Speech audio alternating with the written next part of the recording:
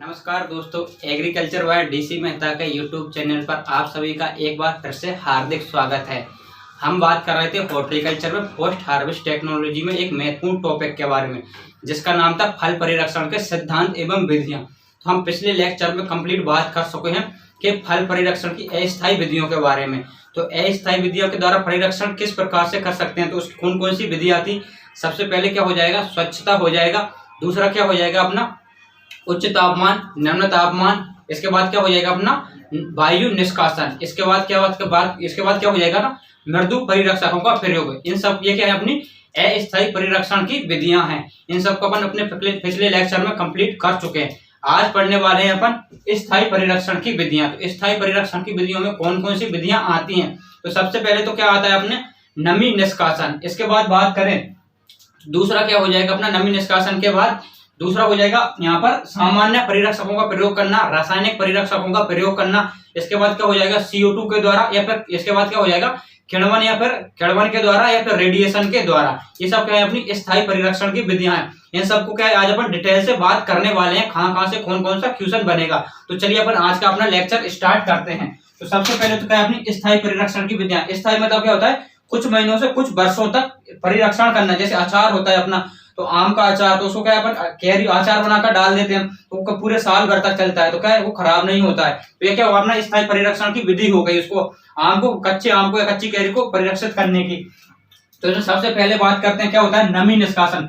नमी निष्कासन का विशेष ध्यान करना। ये क्या है अपनी एक स्थायी परमानेंट परिरक्षण की विधि है, न कि अस्थायी, ठीक है ना। और इसके बाद बात करें सब क्वेश्चन कौन सा बनता है, तो सबसे पहला क्वेश्चन तो यही बनता है कि सबसे प्राचीन विधि, अगर बात करें सबसे प्राचीन विधि कौन सी है परिरक्षण की, तो कौन सी हो जाएगी नमी निष्कासन की। ये क्वेश्चन पूछा हुआ क्वेश्चन है एग्जाम में। और अगर यहाँ पर दे दे कि सबसे प्राचीन विधि कौन सी है परिरक्षण की, तो यहाँ पर दे दे नमी निष्कासन, सुखाना, निर्जलीकरण, या फिर एक और कोई दूसरा ऑप्शन दे दे, तो यहाँ पर क्या हो जाएगा अपना सुखाना हो जाएगा। अब देखें अपन सुखाना, एक होता है सुखाना, इसको क्या बोलते हैं अपन ड्राइंग, और एक होता है निर्जलीकरण करना, इसको बोलते हैं अपन डिहाइड्रेशन। तो सुखाने में और एक निर्जलीकरण में अंतर क्या होता है। सुखाना तो क्या होता है सूर्य की धूप में या फिर किसी प्राकृतिक माध्यम से क्या करना नमी को निष्कासित करना, फल एवं सब्जियों से नमी को निष्कासित करना क्या कहलाता है, सुखाना कहलाता है। जैसे अपने धूप पर किसी भी चीज को, अगर अनाजों को या फिर किसी भी चीज की नमी निष्कासित धूप में सुखाते हैं, इसको तो क्या कहते हैं अपन सुखाना या ड्राइंग कहते हैं। और डिहाइड्रेशन कहलाता है किसी यांत्रिक उपकरण की सहायता से। इसमें क्या किसी उपकरण का उपयोग करते हैं, जैसे क्या हो जाएगा इसमें कोई ड्रायर का उपयोग कर करके, किसी ड्रायर में क्या अपन फल एवं सब्जियों को या फिर किसी भी पदार्थ को उसमें डाल करके उस नमी को निष्कासित करते हैं, तो ये क्या हो जाएगा अपना डिहाइड्रेशन हो जाएगा। तो इसकी देख लेते हैं यहाँ पर, तो क्या हो जाएगा प्राकृतिक माध्यम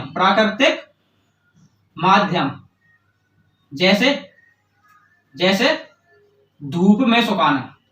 धूप में सुखाना, ठीक है ना। इसमें क्या करते हैं प्राकृतिक माध्यम में धूप में सुखाते हैं और नमी को निष्कासित करते हैं, किसमें ड्राइंग में। और डिहाइड्रेशन की बात करें तो डिहाइड्रेशन में क्या करते हैं अपन किसी यांत्रिक उपकरण के द्वारा, यांत्रिक उपकरण का उपयोग कर नमी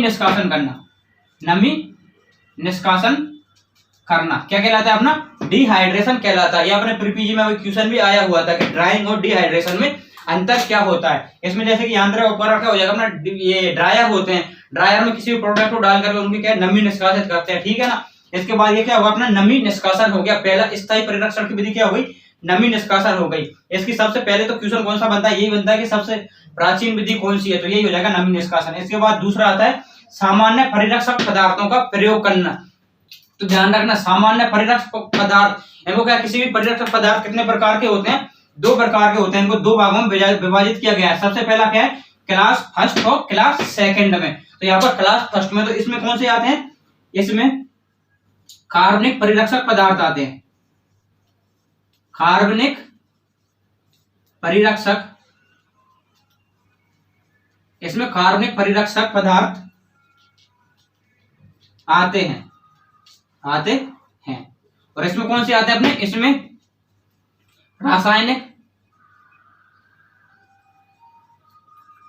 रासायनिक परिरक्षक पदार्थ आते हैं। अगर बात करें तो इसमें कौन कौन से आते हैं, कार्बनिक, इसमें रासायनिक। इसकी बात करें तो इसमें कौन कौन से हो जाएंगे, सबसे पहले तो कौन सा हो जाएगा, चीनी, फिर कौन सा हो जाएगा, नमक, फिर कौन सा हो जाएगा, सिरका, और एक और कौन सा हो जाएगा यहाँ पर, तेल। ये सब तो क्या है अपने तेल, ये क्या है, कार्बनिक परिरक्षक है, या फिर इनको किस में रखा गया है, क्लास फर्स्ट में परिरक्षक पदार्थों में रखा गया है। इसके बाद बात करें रासायनिक, तो रासायनिक में कौन कौन सा हो जाएगा अपना, पहला तो क्या हो जाएगा, सोडियम बेंजोएट, सोडियम बेंजोएट, और दूसरा बात करें तो यहां पर क्या हो जाएगा, potassium, potassium Meta by sulphide, potassium Meta by sulphide, या इसको क्या बोलते हैं अपन, KMS भी बोलते हैं। अगर देखना यहाँ पर देखना, सामान्य परिरक्षक पदार्थों को कितने भागों में बांटा गया है, यहाँ से क्वेश्चन क्या क्या बनते हैं वो बात कर लेते हैं। सबसे पहले तो बनता है क्लास फर्स्ट और क्लास सेकंड में कौन कौन से परिरक्षक आते हैं। तो क्लास फर्स्ट में कौन सा आता है, कार्बनिक परिरक्षक आते हैं। क्लास सेकंड में कौन से आते हैं, रासायनिक परिरक्षक आते हैं। दूसरा क्वेश्चन बनता है कि इसका उदाहरण, इस क्लास फर्स्ट में कौन कौन से आते हैं, चीनी, नमक, सिरका, तेल। और इसकी रासायनिक की बात करें तो कौन कौन से आते हैं अपने यहाँ पर, कौन कौन से हो जाएंगे, सोडियम बेंजोएट और पोटेशियम मेटाबाइसल्फाइड या फिर KMS हो जाएगा। तो यहाँ पर दे देगा क्लास फर्स्ट का क्या बोलते हैं, परिरक्षक का उदाहरण नहीं है, 3 ये दे देगा, 1 ये दे देगा। यहाँ से इस प्रकार से क्वेश्चन बनता है। तो अब बात कर लेते हैं कि ये परिरक्षण का कार्य कैसे करते हैं। सबसे मोस्ट इंपोर्टेंट, सबसे पहले देखते हैं कार्बनिक परिरक्षकों के द्वारा परिरक्षण करना है। तो कार्बनिक परिरक्षक कौन कौन से हो जाएंगे, चीनी, नमक, सिरका, तेल। तो चीनी, नमक, सिरका, तेल ये किस प्रकार से परिरक्षण का कार्य करते हैं, और कौन सी परिरक्षण का, स्थायी परिरक्षण का, क्योंकि यही क्या करते हैं अपना, अस्थायी भी करते हैं और स्थायी भी करते हैं। तो अस्थायी में और स्थायी में का अंतर क्या होता है, ओनली इसकी सांद्रता का अंतर होता है कि कितनी सांद्रता का उपयोग कर रहे हैं। तो देख लेते हैं, सबसे मोस्ट इंपोर्टेंट है, कई बार यहाँ से क्वेश्चन पूछा हुआ है एग्जामों में, ठीक है ना।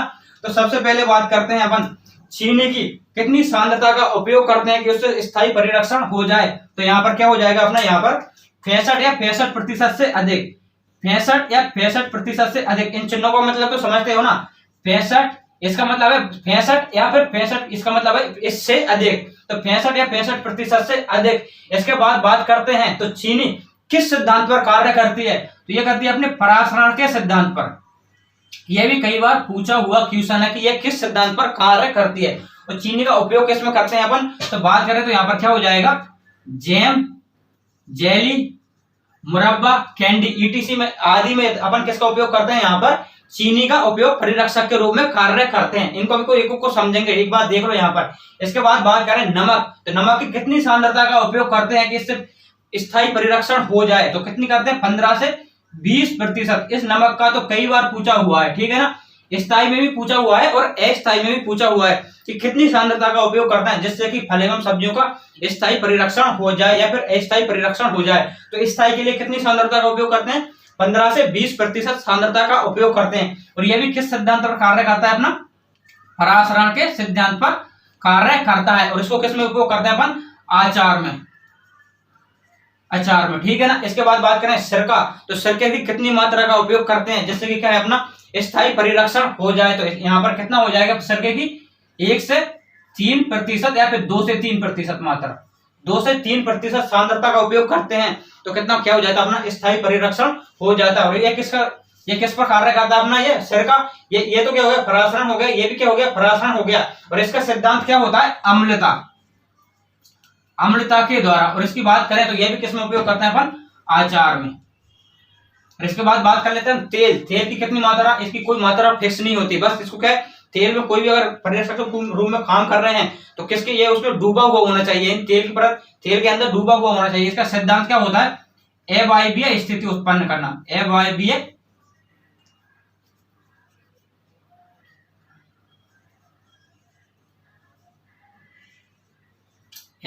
स्थिति उत्पन्न करना। और इसका उपयोग किसमें करते हैं, इसका भी अपन किसमें करते हैं, आचार में करते हैं, ठीक है ना।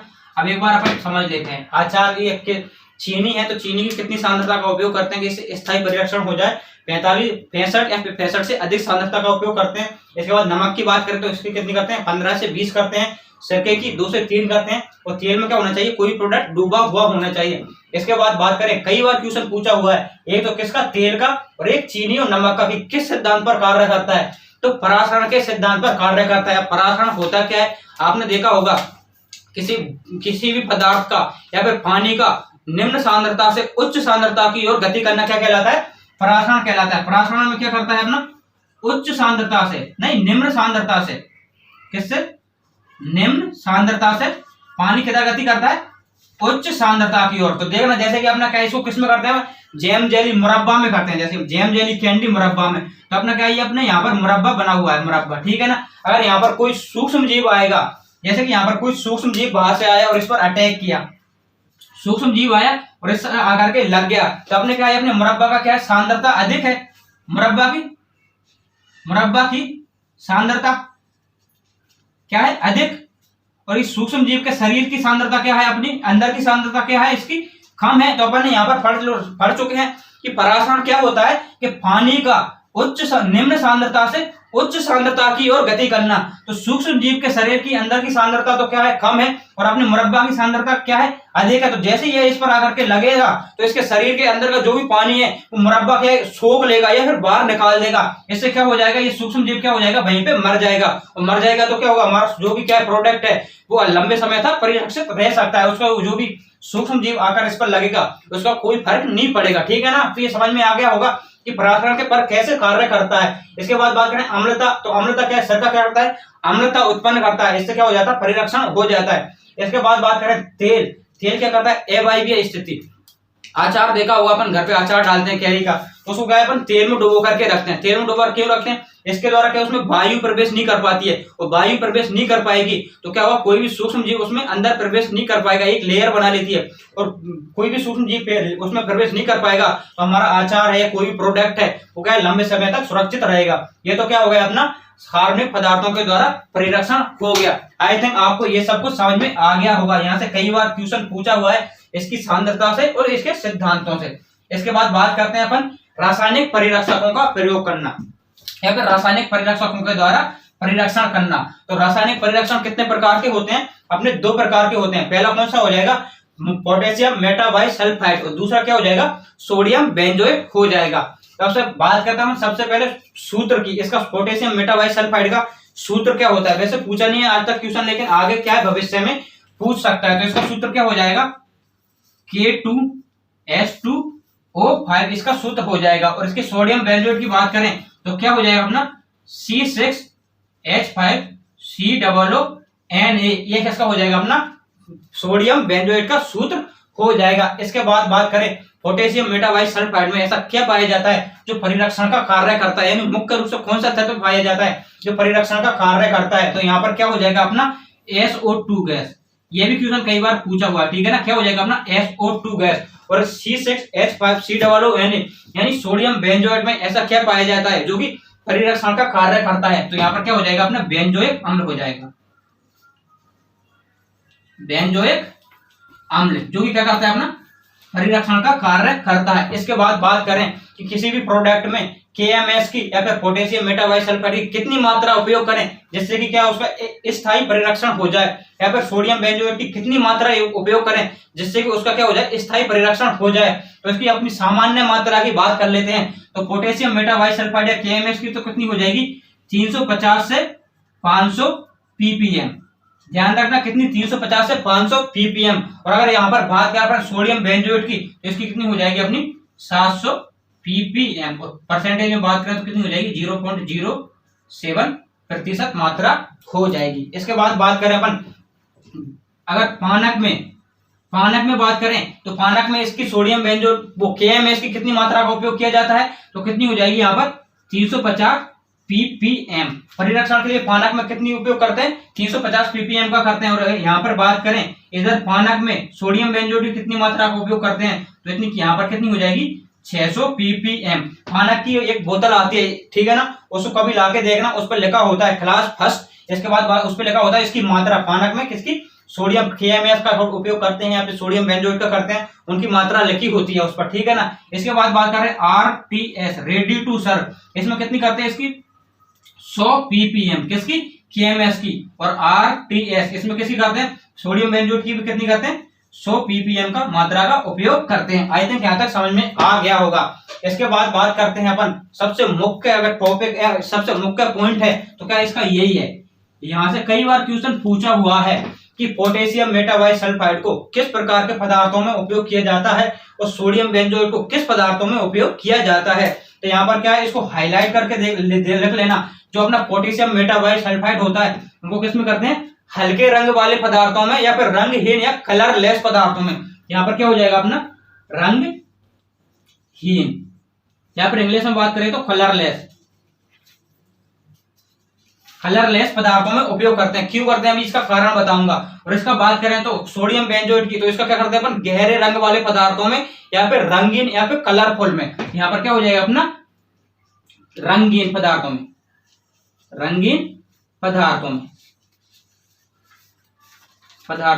या फिर कलर्ड पदार्थों में इसका उपयोग करते हैं। इसके बाद बात करें ये किसके प्रति प्रभावी होता है, ये किसके प्रति होता है अपना, इसकी बात करें तो जीवाणु के प्रति। जीवाणुओं के प्रति क्या होता है अपना पोटेशियम मेटाबाइसल्फाइड क्या होता है, प्रभावी होता है। और ये किसके प्रति प्रभावी होता है, ये ईस्ट के प्रति प्रभावी होता है। अगर इसमें सबसे ज्यादा इंपॉर्टेंट पॉइंट है तो कौन सा हो जाएगा अपना, यहाँ पर ये किस में प्रयोग करते हैं। अब एक बार इसको समझ लेते हैं शुरू से। क्या रासायनिक परिरक्षक कितने प्रकार के होते हैं, दो। कौन से, KMS या पोटेशियम मेटाबाइसल्फाइड, और इधर क्या हो जाएगा सोडियम बेंजोएट। दो प्रकार के होते हैं। इसका सूत्र क्या होता है K2H2O5, तो क्या हो जाएगा KMS का हो जाएगा। और सोडियम बेंजोएट का क्या हो जाएगा C6H5COONA हो जाएगा। या फिर ऐसे भी कर सकते हैं C6H5CONA भी होता है, ठीक ना, नहीं C7H5CONA भी होता है, ठीक है ना, बात एक ही है, उसको बाद में देख लेना तुम लिख करके।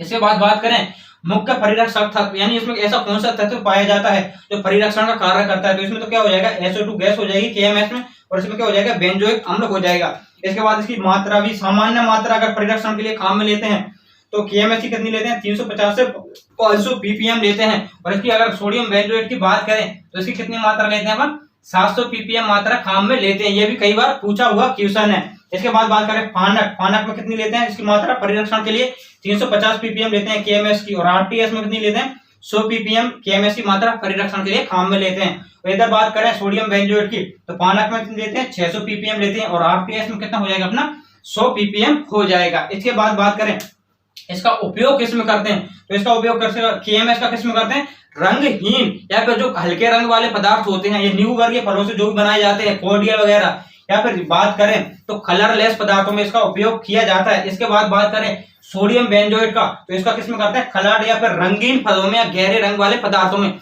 अब इसका कारण बता देता हूं कि रंगहीन फलों में क्यों करते हैं इसको, रंगीन या फिर कलर्ड फल KMS का उपयोग जो भी अपने गहरे रंग वाले पदार्थों में क्यों नहीं करते, क्योंकि KMS में क्या पाए जाते हैं, अपने K+ आयन पाए जाते हैं। कौन से, K+ आयन पाए जाते हैं, जो भी काम करते हैं ब्रंजन का कार्य करते हैं। ब्रंजन का मतलब होता है कलर को उड़ाने का काम करते हैं। तो अगर अपने टमाटर का क्या है, गहरा लाल रंग होता है, तो गहरे लाल रंग को क्या कर देगा, ये K+ आयन उड़ा देगा, उसको बाइट कर देगा। तो केचप को कोई खरीदेगा, ऐसा लगेगा ये क्या है, खराब हो गया है। इसलिए अपन इसको किसमें, गहरे रंग वाले पदार्थों में उपयोग नहीं करते हैं, ओनली इसको किस हल्के रंग वाले पदार्थों में उपयोग करते हैं। और इसके स्थान पर गहरे रंग वाले पदार्थों में किसको उपयोग करते हैं अपन, सोडियम बेंजोएट का उपयोग करते हैं। कई बार पूछा ही क्वेश्चन है, कई अभी भी बता रहा हूं, ठीक है ना, इसको अच्छे से देख लेना। इसके बाद बात करें तो KMS होता है वो किसके प्रति प्रभावी होता है, कि जीवाणुओं के प्रति प्रभावी होता है। और इसकी बात करें सोडियम बेंजोएट की, किसके प्रति प्रभावी होता है, ईस्ट के प्रति प्रभावी होता है। अपना क्या हो गया यहाँ तक, स्थायी परिरक्षण में नमी निष्कासन हो गया, सामान्य परिरक्षण में क्या हो गया, कार्बनिक परिरक्षकों द्वारा परिरक्षण हो गया, और क्या हो गया अपना रासायनिक परिरक्षकों द्वारा परिरक्षण हो गया। अब अगर आगे बात करेंगे अपन और कौन कौन सा बचता है, CO2 के द्वारा, और इसके बाद विकिरण के द्वारा, और इसके बाद क्या बचता है अपना, एक और बचता है किण्वन के द्वारा। तो इसकी बात कर लेते हैं, ठीक है ना। चलिए इसको हटा देता हूं एक बार। चलिए अपन स्थायी परिरक्षण में किस किस की बात कर चुके हैं, अपन नमी निष्कासन की और सामान्य परिरक्षक पदार्थों की बात कर चुके हैं। अब अगला क्या है अपना स्थायी परिरक्षण की विधियों में CO2 द्वारा परिरक्षण। सबसे पहले तो बात करें अपन CO2 का प्रयोग किस में करते हैं, CO2 की बात करें तो अपन पेय पदार्थ होते हैं जो भी, जैसे कोल्ड ड्रिंक वगैरह हो गई, उसमें CO2 का प्रयोग करते हैं। क्योंकि जैसे कोल्ड ड्रिंक होती है, उसको खोलते हैं तो एकदम से गैस सी बाहर निकलती है, वो क्या होती है, CO2 ही होती है। तो अगर यहाँ पर देख लो, सबसे पहले बात करें कि कार्बनीकृत पेय पदार्थ क्या होते हैं, तो फल एवं सब्जियों से बने पेय पदार्थ जिनका परिरक्षण किसके द्वारा, CO2 के द्वारा किया हुआ होता है, उनको क्या कहते हैं अपन, कार्बनीकृत पदार्थ कहते हैं। यानी जिन सब फल एवं सब्जियों के पेय पदार्थों का परिरक्षण CO2 के द्वारा किया हुआ होता है, उनको अपन क्या कहते हैं, कार्बनीकृत पेय पदार्थ कहा जाता है। इसके बाद बात करते हैं अपन परिरक्षण के लिए CO2 की कितनी मात्रा का उपयोग करते हैं। तो इसकी मात्रा कितनी हो जाएगी यहाँ पर, 1 से 8 ग्राम प्रति लीटर। ये इंपॉर्टेंट है, ये मात्रा पूछ ली जाती है, ठीक है ना। तो कितनी मात्रा का उपयोग करते हैं अपन, 1 से 8 ग्राम प्रति लीटर का उपयोग करते हैं CO2 के द्वारा स्थायी परिरक्षण के लिए। इसके बाद बात करते हैं हम विकिरण द्वारा या फिर बाय रेडिएशन के द्वारा। यहाँ पर विकिरण के द्वारा परिरक्षण कैसे करते हैं, जैसे आपने देखा होगा अपन कोई भी ऑपरेशन थिएटर होता है, ऑपरेशन थिएटर से पहले उसमें क्या है, कमरे को बंद कर करके कुछ रेडिएशन भेजी जाती हैं, वो क्या करती है, उसको स्टरलाइजेशन का काम करती हैं। ऐसे ही देखा होगा अपन कोई बड़े बड़े रेस्टोरेंट होते हैं, रेस्टोरेंटों में क्या करते हैं, अपन भोजन को पैक कर देते हैं। पैक करने के बाद एक मशीन से गुजारा जाता है। मशीन से क्यों गुजारा जाता है, क्योंकि अपन जो भी उसको बनाते हैं गंदे हाथ लगते हैं, तो उसमें कई सारे सूक्ष्म जीव लग जाते हैं, माइक्रोब्स लग जाते हैं। तो उनको स्टरलाइजेशन करने के लिए, उन सूक्ष्म जीवों को मारने के लिए किसके द्वारा, उसमें से यंत्र में से गुजारा जाता है। उसमें यंत्र में क्या भेजी जाती है, अपन किरणें या फिर रेडिएशन भेजी जाती हैं, और इसमें तो इससे क्या हो जाता है, उसका परिरक्षण हो जाता है या फिर वो खराब नहीं होता है। तो इसमें सबसे ज्यादा अगर बात करें तो कौन सी किरणों का उपयोग किया जाता है अपना, यहाँ पर गामा रे का, इनको क्या बोलते हैं अपन, गामा किरणों का। गामा किरणों का परिरक्षण के लिए उपयोग किया जाता है। और ये विकिरण क्या होता है अपना, स्थायी परिरक्षण की विधि है। और इसकी अन्य बात की बात करें, अन्य नाम की बात करें तो इसका क्या हो जाएगा अपना, ठंडा जीवाणु विहीनीकरण। जीवाणु विहीनीकरण, ये क्या हो जाएगा, इसका अन्य नाम हो जाएगा। इसके बाद बात करते हैं अपन किण्वन के द्वारा। किण्वन के द्वारा क्या होता है अपना, बहुत सारे पदार्थों का क्या करते हैं अपन, परिरक्षण करते हैं। किण्वन का अपनी एक स्थायी परिरक्षण की विधि है। तो इसके सबसे पहले देखते हैं अपन किण्वन होता क्या है। कार्बोहाइड्रेट का सूक्ष्म जीवों द्वारा वायु की अनुपस्थिति में, क्या क्या है यहाँ पर, वायु की अनुपस्थिति में अपघटन करना क्या कहलाता है, किण्वन कहलाता है। सबसे पहले तो क्या है यहाँ पर इंपॉर्टेंट पॉइंट की बात करें तो क्या, सूक्ष्म जीवों के द्वारा, सूक्ष्म जीव कौन कौन से हो जाएंगे, ईस्ट बाय जीवाणु। दूसरा पॉइंट क्या है, वायु की अनुपस्थिति में। तो जो कार्बोहाइड्रेट पदार्थ होता है उसका वायु की अनुपस्थिति में सूक्ष्म जीवों के द्वारा क्या करना, अपघटन करना क्या कहलाता है, किण्वन कहलाता है। तो किण्वन के द्वारा अपन किस किस में अपन परिरक्षण करते हैं। तो सबसे पहले बात करें तो अपन शराब में कौन सा करते हैं, एल्कोहलिक किण्वन के द्वारा परिरक्षण करते हैं। एल्कोहलिक किण्वन किस में करते हैं अपन, यहाँ पर क्या हो जाएगा अपना, शराब में कौन सा किण्वन होता है अपना, एल्कोहलिक किण्वन होता है। इसके बाद बात करें लैक्टिक किण्वन, तो ये किसमें होता है अपना, यहाँ पर अचार में कौन सा किण्वन होता है अपना, लैक्टिक किण्वन होता है। इसके बाद बात करें एसिटिक किण्वन, तो किसके द्वारा अपन जब सिरके के द्वारा परिरक्षण करते हैं तो इसमें कौन सा होता है, यहाँ पर एसिटिक किण्वन होता है। तो यहाँ पर क्या हो जाएगा, सिरके द्वारा या विनेगर द्वारा, ठीक है ना। यहाँ पर क्या हो जाएगा, किण्वन क्या होता है, कार्बोहाइड्रेट का सूक्ष्म जीवों द्वारा वायु की अनुपस्थिति में अपघटन करना किण्वन कहलाता है। इसके बाद शराब की बात करें तो शराब में कौन सा किण्वन होता है, एल्कोहलिक किण्वन होता है। इसके बाद बात करें अचार, तो अचार में कौन सा किण्वन होता है अपना, लैक्टिक किण्वन होता है। इसके बाद बात करें सिरके में, तो सिरके में कौन सा होता है अपना, एसिटिक किण्वन होता है। ये अपना क्या हो गया, परिरक्षण की स्थायी तथा अस्थायी दोनों प्रकार की विधियां हो गई। यहाँ पर अपना परिरक्षण से संबंधित जो भी होता है खत्म हो, जो भी अपना पॉइंट बनते हैं, जहां से भी क्वेश्चन आता है तो आएगा। तो अपन ने जो भी एक लास्ट क्लास पढ़ी थी, कल जो भी क्लास पढ़ी थी, इस अस्थायी परिरक्षण की विधियां, और एक आज पढ़ी है जो स्थायी परिरक्षण की विधियां, इसमें से ही आएगा। इसके बाद कुछ महत्वपूर्ण बिंदु बचते हैं जो कि अपने पीएचडी या पोस्ट हार्वेस्ट टेक्नोलॉजी से रिलेटेड ही है, तो उनको अपन यहाँ पर देख लेते हैं। तो सबसे पहले बात करें, इनमें समझाने जैसा कुछ है नहीं, पीएचडी से संबंधित कुछ क्या है अपने यहाँ पर महत्वपूर्ण संस्थान है। तो सबसे पहले बात करें कि भारत की प्रथम प्रसंस्करण प्रयोगशाला थी, वो कहाँ पर, वो कब खोली गई, तो यहाँ पर क्या हो जाएगा, मुंबई में खोली गई। वो कब खोली गई, 1920 में खोली गई। इसके बाद बात करें 1939 के बाद और बहुत सारी प्रसंस्करण प्रयोगशालाएं खोल दी गई, लेकिन जिक्र किसका होता है हमेशा, या तो पहली का होगा या फिर अंतिम का होगा। तो पहली कब खोली गई, पहली मुंबई में 1920 में खोली गई। इसके बाद बात करते हैं कुछ इंस्टीट्यूट है यहाँ पर, क्या CFTRI, तो CFTRI कहाँ पर लोकेटेड है या कहाँ पर स्थित है, ये कहाँ पर है, मैसूर कर्नाटका में है। और इसकी स्थापना कब हुई थी, 1950 में हुई थी। इसकी फुल फॉर्म क्या हो जाएगी, central food technological research institute, ठीक है ना। ये क्या होगा, CFTRI के बाद क्या होता है, CIPHET। इसकी फुल फॉर्म की बात करें तो क्या होती है यहाँ पर, central institute of post harvest engineering and technology. और ये कहाँ पर स्थित है, ये अपने लुधियाना पंजाब में स्थित है। और इसके बाद बात करें तो यहाँ पर इसकी स्थापना कब हुई थी, इसकी स्थापना हुई 1989 में। इसके बाद बात करें एफपीओ फूड प्रोडक्ट ऑर्डर ये कब आया था? ये आया था अपना 1955 में, कई बार पूछा हुआ भी क्वेश्चन है। इसके बाद बात करें PFA prevention of food adulteration, ये कब आया था? 1954 में आया था। इसके बाद बात करें एफएसएसएआई तो food safety and standard authority of India, ये कब आया था? 2011 में आया था। ये कुछ इंस्टीट्यूट है, यहाँ पर कुछ समझाने जैसा है नहीं। इसके बाद बात कर, ये अपने एनसीईआरटी में दे रखे हैं कुछ इंपोर्टेंट पॉइंट, उनकी बात कर रहे हैं। इसके बाद बात करते हैं अपन फल एवं सब्जियों का। भारत में फल एवं सब्जियों का तुड़ाई के बाद कितना प्रतिशत भाग है जो सड़ करके खराब हो जाता है? तो कितना हो जाएगा यहाँ पर? 25 से 30% भाग है वो क्या है? तुड़ाई के बाद खराब हो जाता है। इसके बाद बात करें एसिटिक एसिड में, क्या सिरके में एसिटिक एसिड की कितनी मात्रा पाई जाती है? तो यहाँ पर क्या हो जाएगा? सिरके में एसिटिक एसिड की 6.5% मात्रा पाई जाती है। और अगर रेंज में बात करें कितनी हो जाएगी? 4 से 6%। लेकिन एग्जैक्ट बात करें अपन एनसीईआरटी की तो कितनी दे रखी है? 6.5% दे रखी है। डीएवी क्वेश्चन कई बार पूछा हुआ है, ठीक है। इसके बाद बात करते हैं इसी टॉपिक से रिलेटेड है कि जीरो एनर्जी कूल चैम्बर किस सिद्धांत पर कार्य करता है? तो जीरो एनर्जी कूल चैम्बर किस पर करता है? तापमान व बाष्पीकरण के सिद्धांत पर कार्य करता है। वहां पर आ जाए तापमान बाष्पीकरण, तापमान में बाष्पीकरण या फिर उपरोक्त सभी, तो यहाँ पर क्या आंसर हो जाएगा? तापमान में बाष्पीकरण, तापमान में बाष्पीकरण अपना सही हो जाएगा। इसके बाद बात करें इसकी खोज किसने की? तो किसने की थी? एस.के. रॉय नामक वैज्ञानिक ने इसकी खोज की थी। इसके बाद बात करते हैं अपन कुछ और महत्वपूर्ण बिंदु, 2-4 और है, उसकी और बात कर लेते हैं यहाँ पर, ठीक है। तो एक बार इसको मैं हटा देता हूँ। चलिए अपन ने कुछ महत्वपूर्ण टॉपिक के महत्वपूर्ण तथ्यों के बारे में बात कर ली, जो भी इंस्टीट्यूट थे पीएचडी से संबंधित कुछ महत्वपूर्ण पॉइंट थे, महत्वपूर्ण बिंदु। इसके बाद कुछ और बचते हैं महत्वपूर्ण बिंदु, उनके बारे में वो देख लेते हैं। इसके बाद इस टॉपिक को अपन खत्म करते हैं। यहाँ पर क्या है? विभिन्न पदार्थों से बने किण्वन, विभिन्न पदार्थों के किण्वन से बने पेय पदार्थ यानी विभिन्न पदार्थों के जो किण्वन से पेय पदार्थ बनते हैं उसको अपन क्या कहते हैं? तो सबसे पहला हो जाएगा अपन फेनी। फेनी क्या होता है अपना? यहाँ पर काजू से बनी जो शराब होती है, काजू के किण्वन से, काजू से बनी शराब, काजू से बनी शराब को क्या कहते हैं अपन?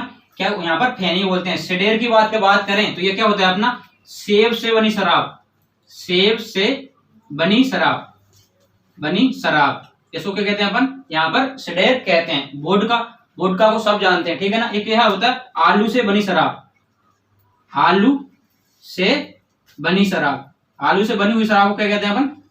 वोडका कहते हैं। इसके बाद बात करें पेरी, पेरी क्या होता है अपना? नाशपाती से बनी शराब को, नाशपाती से जो शराब बनती है उसको क्या कहते हैं अपन? पेरी कहते हैं। नाशपाती से बनी शराब ये क्या कहलाती है अपनी? यहाँ पर पेरी कहलाती है। इसके बाद बात कर लेता अपन यहाँ पर अगर भारत का राष्ट्रीय अचार की बात करें तो ये कौन सा हो जाएगा अपन? भारत का राष्ट्रीय अचार ये क्या हो जाएगा अपना? नींबू का अचार हो जाएगा, नींबू का अचार। इसके बाद बात कर लेते हैं अगर भारत में सर्वाधिक प्रचलित अचार पूछे तो क्या हो जाएगा? यहाँ पर आम का अचार हो जाएगा। लेकिन बात करें अगर भारत का राष्ट्रीय अचार कौन सा है तो कौन सा हो जाएगा? नींबू का। लेकिन सर्वाधिक प्रचलित किसका है? आम का है। इसके बाद बात करें विश्व में सर्वाधिक प्रचलित अचार किसका है? यहाँ पर क्या हो जाएगा अपना? खीरे का अचार हो जाएगा, खीरे का अचार हो जाएगा, ठीक है। इसके बाद बात करें यहाँ पर ना अभी प्री पीजे का एग्जाम हुआ था, उसमें आया हुआ था कि पत्ता गोभी से बने हुए सलाद को क्या कहते हैं? यहाँ पर क्या हो जाएगा अपना? सारक्रोट। क्या बोलते हैं अपन? सारक्रोट। इससे पहले भी कई एग्जामों में आया हुआ है कि पत्ता गोभी से बने हुए सलाद को क्या बोलते हैं अपन? सारक्रोट बोलते हैं। तो क्या हो गया अपने? विभिन्न पदार्थों से बने हुए, पहले तो क्या हो गया? पेय पदार्थ, काजू से बने हुए पेय पदार्थ, शराब को क्या कहते हैं अपन? फेनी कहते हैं। जब गोवा जाते हैं तो वहां पे बीच वगैरह पर जो एंजॉय करते हैं तो क्या होता है? वो फेनी ही होती है, ठीक है ना। इसके बाद बात करें सिडेर, सिडेर क्या होता है? सेब से बनी शराब को कहते हैं अपन? सिडेर कहते हैं। फिर वोडका क्या होती है? आलू से बनी शराब को वोडका कहते हैं। पेरी की बात करें तो नाशपाती से बनी शराब को क्या कहते हैं अपन? पेरी बोलते हैं। इसके बाद बात करें भारत का राष्ट्रीय अचार क्या होगा? नींबू का। सर्वाधिक प्रचलित अचार भारत में आम का। इसके बाद बात करें विश्व में सर्वाधिक प्रचलित अचार क्या होगा अपना? खीरे का अचार हो जाएगा। इसके बाद बात करें पत्ता गोभी से बनी सलाद को क्या कहते हैं अपन? सारक्रोट बोलते हैं। यह भी प्री पीजी में पूछा हुआ क्वेश्चन था। तो यहाँ पर क्या अपना जो भी पोस्ट हार्वेस्ट टेक्नोलॉजी कंप्लीटली समाप्त होती है। अगर कहीं से भी अगर कोई भी क्वेश्चन अगर आपने ये चारों पांचों क्लास जो भी है अगर अटेंड कर ली और अच्छे से इसके नोट्स बना लिए तो आपका एक भी क्वेश्चन पोस्ट हार्वेस्ट टेक्नोलॉजी कितने अपने 4 से 6 क्वेश्चन आते हैं, तो एक भी क्वेश्चन आपका कहीं भी गलत नहीं होगा। इसके बाद आप कमेंट करके ये जरूर बताना कि हमारी ये क्लास कैसी लगी।